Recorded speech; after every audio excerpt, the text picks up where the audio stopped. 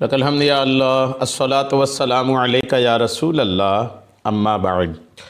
ہمارے ناظرین میں سے ایک نے غسل کے تعلق سے ایک نہایت اہم مسئلہ پوچھا ہے کہ غسل سے فارغ ہونے کے بعد اگر یوں سمجھ آئے کہ بدن میں کوئی ایک بال بھی سوکھا رہ گیا ہے تو کیا غسل نہیں ہوگا؟ اگر پورے بدن میں سر سے لے کر پیر تک ایک بال بھی خشک رہ جائے تو غسل جو فرض ہوا تھا وہ ادا ہوگا کہ نہیں؟ آئیے جواب توجہ کے ساتھ سنیے۔ یاد رکھنا چاہیے کہ غسل کے اندر 3 چیزیں فرض ہیں۔ نمبر 1 کلی کرنا، نمبر 2 ناک میں پانی چڑھانا، نمبر 3 پورے بدن پر پانی بہانا۔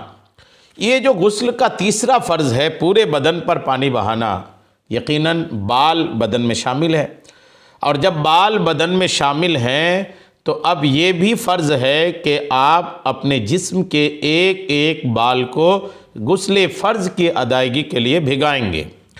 اگر ایک بال بھی خشک رہ گیا تو پورا بدن نہیں بھیگا، اگر ایک بال بھی سوکھا رہ گیا تو گویا کہ آپ کا پورا بدن بھیگا نہیں۔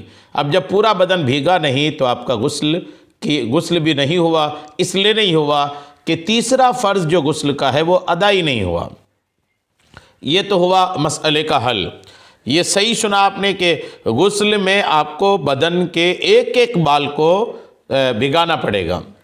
اسی وجہ سے حضرت سیدنا علی المرتضیٰ شیر خدا کرم اللہ تعالی وجہ الکریم نے جب یہ روایت سنی تھی، ایک حدیث پاک کا مفہوم ہے کہ نبی کریم علیہ السلام نے فرمایا کہ غسل سے اگر بدن کا کوئی بال سوکھا رہ جائے تو وہ جہنم کا حصہ ہے۔ اس طرح کا مفہوم ایک حدیث پاک۔ تو اس حدیث پاک کو سننے کے بعد سیدنا علی المرتضیٰ شیر خدا کرم اللہ تعالی وجہ الکریم نے اپنے بال اتروا لیے تھے، بال یعنی منڈا کروا لیے تھے، آپ نے بال صاف کروا لیے تھے سر کے بال کیوں صاف کروا لیے تھے؟ کہ اب یہ بال رہیں گے نا، یہ جھنجھٹ ہوگا کہ اگر ایک بال بھی خشک رہ جائے تو یہ تو غسل بھی نہیں ہوگا اور جہنم میں کے حصے کی وعید بھی آئی۔ تو سیدنا علی المرتضیٰ شیر خدا فکر آخرت اتنی زیادہ تھی کہ آپ نے پورے بال ہی اتروا ڈالے تھے۔